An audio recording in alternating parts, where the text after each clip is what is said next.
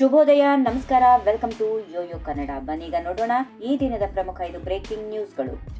ಕಾಂಗ್ರೆಸ್ ಪಕ್ಷ ರಾಜ್ಯದಲ್ಲಿ ಜೆಡಿಎಸ್ ಪಕ್ಷವನ್ನು ಮುಗಿಸಲು ತಂತ್ರ ರೂಪಿಸುತ್ತಿದೆ ಎಂದು ಮಾಜಿ ಮುಖ್ಯಮಂತ್ರಿ ಎಚ್.ಡಿ. ಕುಮಾರಸ್ವಾಮಿ ಹೊಸ ಬಾಂಬ್ ಸಿಡಿಸಿದ್ದಾರೆ. ಜೆಡಿಎಸ್ನ 12 ರಿಂದ 13 ಶಾಸಕರನ್ನ ಕರೆತರುವ ಕುರಿತು ಚರ್ಚೆಗಳು ನಡೆಯುತ್ತಿರುವುದು ನನಗೆ ಗೊತ್ತಿದೆ. ಆದರೆ ನಮ್ಮ ಶಾಸಕರಲ್ಲಿ ಯಾರೂ ಸಹ ಕಾಂಗ್ರೆಸ್ಗೆ ಸೇರುವ ಪರಿಸ್ಥಿತಿಯಲ್ಲಿ ಇಲ್ಲ. ನಮ್ಮ ಶಾಸಕರು ಜೆಡಿಎಸ್ ಪಕ್ಷಕ್ಕೆ ನಿಷ್ಠವಾಗಿದ್ದಾರೆ ಹೀಗೆಂದು ವಿಶ್ವಾಸ ವ್ಯಕ್ತಪಡಿಸಿದ್ದಾರೆ. ಕಾಂಗ್ರೆಸ್ನವರು ಏನೇನು ಮಾಡುತ್ತಿದ್ದಾರೆ ಎಲ್ಲವೂ ಗೊತ್ತಿದೆ. ದೇವರೇ ಅವರಿಗೆ ಶಿಕ್ಷೆ ಕೊಡುತ್ತಾನೆ ಎಂದು ನನಗೆ ನಂಬಿಕೆ ಇದೆ ಎಂದು ತಿಳಿಸಿದ್ದಾರೆ.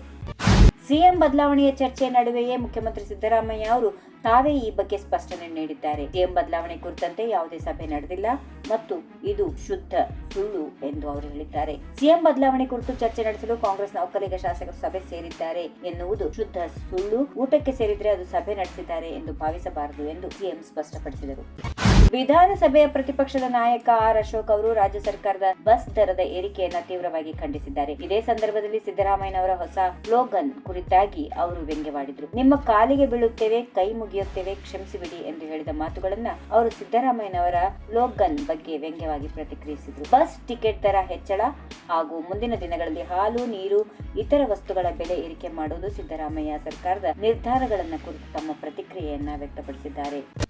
ಕಳೆದ ಲೋಕಸಭೆ ಚುನಾವಣೆಯಲ್ಲಿ ಭಾರಿ ಚರ್ಚೆಗೆ ಗುರಿಯಾದ ಹಿರಿಯ ಬಿಜೆಪಿ ನಾಯಕ ಕೆಎಸ್ ಈಶ್ವರಪ್ಪ ಚುನಾವಣೆಯ ನಂತರ ಶಾಂತವಾಗಿದ್ರು. ಆದರೆ ಇದೀಗ ಶಿವಮೊಗ್ಗದಲ್ಲಿ ಕಾಂಗ್ರೆಸ್ ಸರ್ಕಾರದ ವಿರುದ್ಧ ತೀವ್ರ ಆಕ್ರೋಶ ವ್ಯಕ್ತಪಡಿಸಿರುವ ಈಶ್ವರಪ್ಪ ಸರ್ಕಾರದ ನೀತಿಗಳ ವಿರುದ್ಧ ಹರಿಹಾಯ್ದಿದ್ದಾರೆ. ನಮಗೆ ತೊಂದರೆ ಕೊಟ್ಟವರು ಈಗಾಗಲೇ ಅನುಭವಿಸಿದ್ದಾರೆ, ಮುಂದೆಯೂ ಅನುಭವಿಸುತ್ತಾರೆ ಎಂದು ಅವರು ಆಕ್ರೋಶ ಹೊರಹಾಕಿದ್ದಾರೆ.